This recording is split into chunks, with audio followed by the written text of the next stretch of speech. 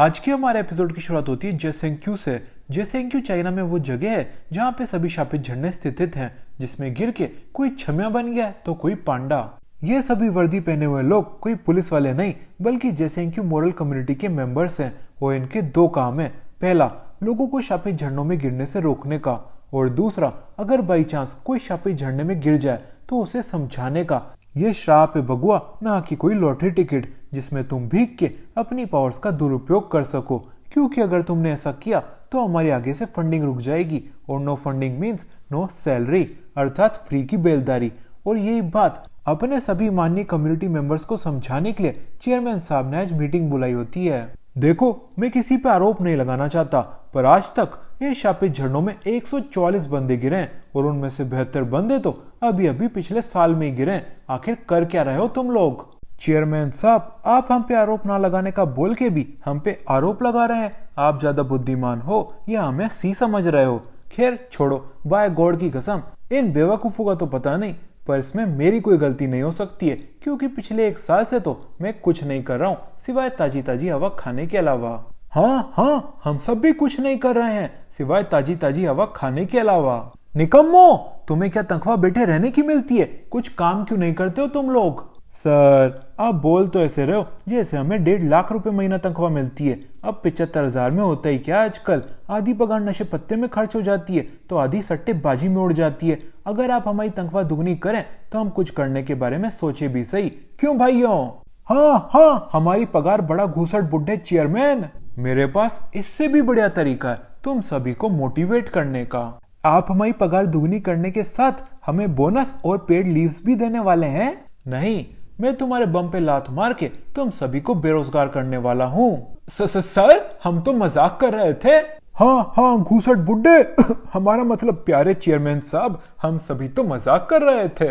अब मजाक घर जाके करना अपनी बीवी के साथ, जब वो तुमसे तुम्हारी पगार मांगेगी और तुम्हारे पास वो देने को होगी नहीं। अरे नहीं सर, हमारी बीवियां हमारे साथ मजाक नहीं करती हैं, हमें झाड़ू और बर्तन से मारती हैं। अगर उन्हें पता चला कि हम बेरोजगार हो चुके हैं तो वो हमें जान से भी मार देंगी। प्लीज सर, प्लीज ऐसा मत कीजिए, वी आर सॉरी। और कुछ इस प्रकार से जेसेंक्यू मोरल कम्युनिटी के सभी कामचोर मेंबर्स एकदम से लाइन पे आ जाते हैं और अपनी ड्यूटी पूरी ईमानदारी और बिना कामचोरी से करने की कसम खाते हैं। और तभी चेयरमैन साहब उन्हें उनका अगला टास्क देते हैं। यह है छिछोर बच्चा जो कि छमिया बन के कभी लेडीज के लॉकर रूम में घुस जाता है तो कभी लेडीज के बाथरूम में। यह है दरिंदा भालू जो कि अपने फायदे के लिए लोगों को डराता है। यह है बिल्ली रानी और ये भी दरिंदे भालू से कम नहीं है।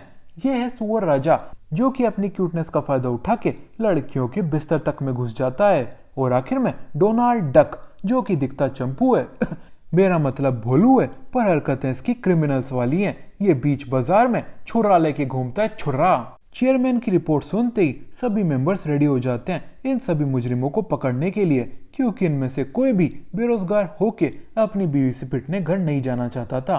पर अगर चेयरमैन साहब इन सभी को इसी एक काम पे लगा देते तो बाकी के काम कौन करता? इसी वजह से वो सबसे मुश्तंडे बंदे को पकड़ते हैं इस काम को करने के लिए, और सबसे बदतमीज बंदे को। चेयरमैन साहब, मुझे जान के बड़ा अच्छा लगा कि आप मुझ पे भी किन्नी के जितना ही भरोसा करते हैं। नहीं बे लल्लू लाल, ये कार्य के लिए तो किन्नी अकेला ही काफी है, तुझे तो मैं सुधारने के लिए भेज रहा हूँ। क्या मतलब? और कुछ इस प्रकार से चेयरमैन साहब इन दोनों को इनके मिशन पे भेज देते हैं। इनका सबसे पहला शिकार होता है शैम्पू और डोनाल्ड डक। शैम्पू 2 पैसे कमाने के चक्कर में भरी धूप में होम डिलीवरी करने जा रही होती है तो डोनाल्ड डक उसके पीछे भागते भागते ये सब कर रहा होता है। और उसी बीच किन्नी आके अपनी ताकत से बीच रास्ते में गड्ढा कर देता है और अपने पहले 2 शिकारों को पकड़ लेता है। शाबाश किन्नी, पर बीच रास्ते में इस गड्ढे की भरपाई का खर्चा कौन भरेगा? आप महाराज, चेयरमैन साहब ने आपको बताया नहीं क्या? आज के मिशन के दौरान का सारा खर्चा आपकी सैलरी से कटने वाला है। क्या? इसके बाद हम आ जाते हैं रोगा के पास जो कि घूमते फिरते एक मेज में फंस गया होता है। हे भगवान, मुझसे सीधा सीधा रास्ता ही फॉलो नहीं होता, मैं इस मेज से कैसे बाहर निकलूंगा? हो सके तो किसी को मेरी मदद करने के लिए यहाँ पे भेज दो प्लीज। रोगा के इतना कहते ही यहाँ पे ये दोनों तोड़ फोड़ करते हुए घुस आते हैं। किन्नी, थोड़ी कम तोड़ फोड़ कर, मेरी तनख्वाह 75,000 है, 75 लाख नहीं। वो तो पहले थी महाराज, आपको चेयरमैन साहब ने बताया नहीं क्या? आपकी बदतमीजी की वजह से आपकी तनख्वाह आधी कर दी गई है, आधी। क्या? इसके बाद हम आ जाते हैं गेनमा के पास, जो कि अपनी मार्शल आर्ट स्किल की बदौलत भाप लेता है कि उसकी जान खतरे में है और भागता भागता सीधा अपने घर में घुस जाता है और अपने फैमिली मेंबर से मदद की भीख मांगता है। गेनमा, मैं अपनी प्रोटेक्शन सिर्फ लड़कियों को देता हूँ, लड़कों को नहीं। पर मास्टर, मेरी जान खतरे में है, क्या आप एक बार के लिए एक एक्सेप्शन नहीं बना सकते? बना तो सकता हूँ गेनमा, पर उसके लिए तुझे घूमना पड़ेगा और मैं दावे के साथ कह सकता हूँ ना इसमें तुझे मजा आएगा ना मुझे। मास्टर, मैं वो वाली प्रोटेक्शन की बात नहीं कर रहा हूँ। रेनमा, तू तो अपने बुढ़े बाप का ख्याल रखेगा ना? बापू, मेरे पास इतना फालतू टाइम नहीं है। रेनमा, तेरे बाप हैं वो। पता है, तभी तो मना कर रहा हूँ, अगर मेरी सेटिंग होती तब थोड़ी करता। छी, कितना नीच बच्चा है रेनमा तू। किसी ने सही कहा है, बच्चे अपने बाप पे ही जाते हैं। नाबी की बेटा, मुझे समझ नहीं आ रहा, तुम मेरी साइड ले रही हो या मुझे अपमानित कर रही हो? समझ आएगा भी कैसे मोटे गेंडे पांडे, समझने के लिए दिमाग होना चाहिए। और कुछ इस प्रकार से गेनमा समझ जाता है उसे अपने घर वालों से मदद नहीं सिर्फ ताने मिलेंगे, ताने। इसलिए वो अपनी सुरक्षा अपने हाथ में लेता है और अपने कमरे में जाके हर दरवाजा ब्लॉक कर देता है। उतने में यहाँ पे दादी अम्मा भी चली आती है, क्योंकि सुबह से शैम्पू का कुछ अता पता नहीं होता। नहीं नहीं दादी माँ, मैं आपकी पोती के साथ शादी करके चाइना में सेटल होने के लिए नहीं भागा हूँ। फिर मैंने दहेज में देने के लिए जो सामान लिया है, मैं उसका क्या करूँ? वो तो दे दो आप मुझे, उसे लेने के लिए थोड़ी मना कर रहा हूँ मैं। रेनमा, अरे मजाक मजाक कर रहा था मैं। के रेनमा अकाने को चुप करवाता है कि उतने में उसके बाबूजी के कमरे से उसके बाबूजी की चीखें निकल आती हैं, जिसे देखने के लिए सभी उनके कमरे की ओर भागते हैं और उन्हें अगवा होते हुए पाते हैं। किन्नी, ये घर तो प्राइवेट प्रॉपर्टी है, इसकी रिपेयरिंग का खर्चा थोड़ी मेरी इस महीने की पगार से कटेगा। नहीं कटेगा महाराज, क्योंकि इस महीने की तनख्वाह तो आपकी पहले ही पूरी खत्म हो चुकी है। ये खर्चा तो आपकी अगले महीने की पगार से कटेगा। क्या? और कुछ इस प्रकार से ये तीनों यहाँ से भाग जाते हैं, पर अपने पीछे अपना आर्म बैंड छोड़ जाते हैं, जिसकी वजह से चाइना से आई ये बुढ़िया इनका पता लगा लेती है कि ये आखिर है कौन। पर अभी भी एक सवाल बाकी होता है कि ये जुसेंक्यू से आए हुए नमूने आखिर मिलेंगे कहाँ पे, जिसका जवाब हमारे ठरकी दादू के पास होता है और वो रेनमो और अकाने को अपने साथ गर्ल्स के अंडरगारमेंट चुराने ले आते हैं। बुढ़े, मैं अपने बाप को ढूंढने आया था, तेरी अंदरूनी इच्छाओं को नहीं। चिल्ला चोट मत कर रेनमा, जुसेंक्यू के लोगों को यही सब चीजें तो पसंद नहीं है। अगर हम ये करते रहेंगे तो वो हमें रोकने जरूर आएंगे। मास्टर पुजाई की इतना कहते ही यहाँ पे जुसेंक्यू के दोनों नमूने आ जाते हैं। मेरा मतलब दोनों वीर आ जाते हैं। किन्नी, अगर तू ऐसी तोड़फोड़ करता रहा तो मैं सड़क पे आ जाऊंगा। अच्छा है ना महाराज, अब आपको तनख्वाह तो मिलने से रही, सड़क पे आके भीख मांग के कम से कम आप 2 वक्त की रोटी तो कमा पाएंगे। क्या? और कुछ इस प्रकार से अब शुरू होने वाली होती है किन्नी और रेनमा के बीच लड़ाई। पर उससे पहले मास्टर पुजा यहाँ से खिसक लेते हैं, क्योंकि उनका यहाँ पे सारा काम पूरा जो हो गया होता है। फिर लड़ाई के बीच रेनमा किन्नी को भिगा के चेक करता है कि ये कहीं मेरी ही तरह शापित तो नहीं, और टड़ा टड़ा किन्नी भी रेनमा की ही तरह शापित झड़ने के श्राप से जूझ रहा होता है और ठंडे ठंडे पानी में भीग के एक छोटा सा प्यारा सा भोला भाला बच्चा बन जाता है। फिर महाराज रेनमा को बताते हैं, हमारा किन्नी एक शापित तालाब में गिर गया था, जिसमें 999 साल पहले एक जवान पंडित डूब के मर गया था। ये बात सुनते रेनमा समझ जाता है अब यहाँ पे उसका पल्ला भारी है, और फिर वो बिल्कुल भी देरी नहीं लगाता है इनको धमकाने में। रेनमा की धमकी सुनती महाराज यहाँ से अपनी दुम बचा के भाग जाता है, क्योंकि वो कोई योद्धा नहीं सिर्फ डरपोक होता है। और रही बात किन्नी की, तो वो एक पंडित होता है लड़ाई झगड़े के सख्त खिलाफ। इसी वजह से वो रेनमा को अपने साथ लेके आ जाता है, जहाँ पे उन्होंने उनके फ्रेंड्स को किडनैप करके रखा होता है।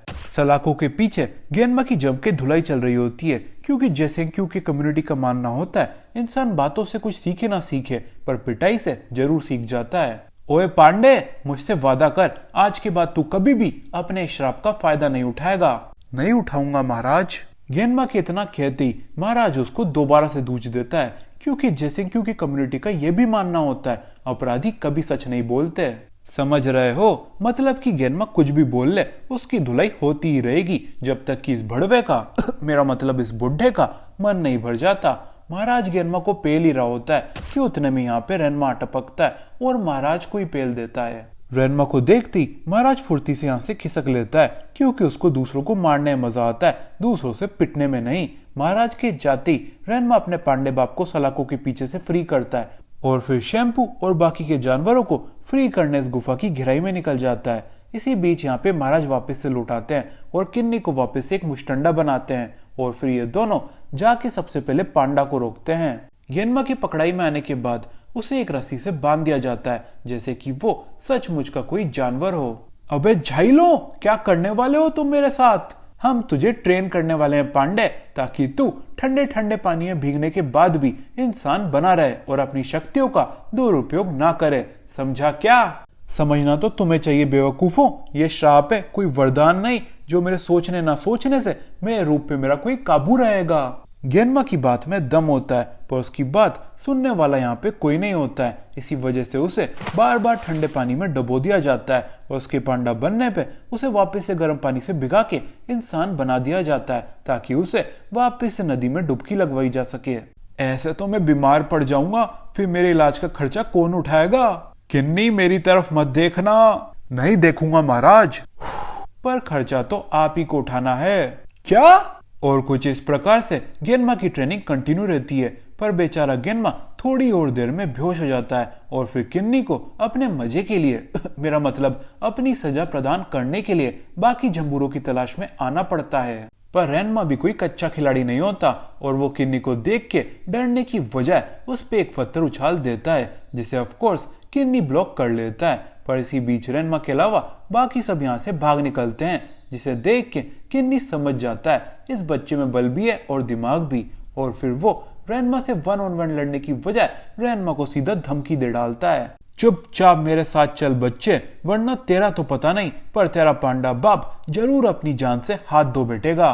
अपने बाप की खातिर रेनमा खुद को सरेंडर कर देता है और अपने बाप की तरह पानी के अंदर डबो दिया जाता है। रेनमा को बार बार परेशान होता हुआ देख शैम्पू किन्नी के मुंह पर आके अपना पंजा मार देती है जिसकी वजह से किन्नी की सटक जाती है और अब वो इन सबको सुधारने की बजाय खत्म कर देना चाहता है। और उसका सबसे पहला निशाना होते हैं दो बंधे हुए लोग जो कि अपने सेल्फ डिफेंस में कुछ नहीं कर सकते हैं और कम से कम किन्नी को ऐसा लगा होता है क्योंकि किन्नी की हमला करती रेनमा अपनी रस्सी आगे कर देता है और अपने पांडे बाप के साथ इस जाल से मुक्त हो जाता है और अब मुकाबला होने वाला होता है 2 वर्सेस 1 का।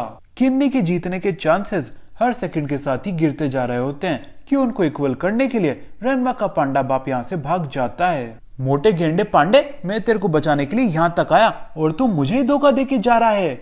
मैं यहाँ पे तुझे मरने के लिए अकेला छोड़ के नहीं भाग रहा हूँ रेनमा, पर यह तो कोई भी बता देगा 2 वर्सेस 1 की फाइट बिल्कुल भी फेयर नहीं होती है, इसी वजह से मैं तुम्हारे लिए प्लेइंग फील्ड इक्वल कर रहा हूँ, चल बाय बाय। के गेनमा यहाँ से खिसक लेता है और फिर शुरू होता है किन्नी और रेनमा के बीच फाइटिंग मैच जिसमें किन्नी अपनी तलवार से सब कुछ रेनमा की ओर उखाड़ फेंकता है और रेनमा के पास भागने के अलावा और कोई रास्ता नहीं बचता है। पर रेनमा जानता होता है इस मुस्टंडे को हराने के लिए ताकत की नहीं सिर्फ दिमाग की जरूरत है और फिर वो किन्नी के पीछे से जाके उसे जकड़ लेता है और अपने साथ लेके ठंडे ठंडे पानी में कूद जाता है। महाराज आते हैं किन्नी की मदद करने पर ये थोड़े से ढक्कन होते हैं क्योंकि ये ठंडे पानी के तालाब में किन्नी को गर्म पानी से भिगा के वापस से मुस्टंडे में जो बदल देना चाहते हैं। अब ऐसा तो होने से रहा, इसी वजह से रेनमा किन्नी के साथ महाराज को भी पकड़ लेता है और इनकी चाल इन्हीं पे पलट देता है। अब वीडियो पसंद आई हो तो लाइक ठोको, कमेंट करो और मेंबरशिप भी खरीद लो। Bye bye.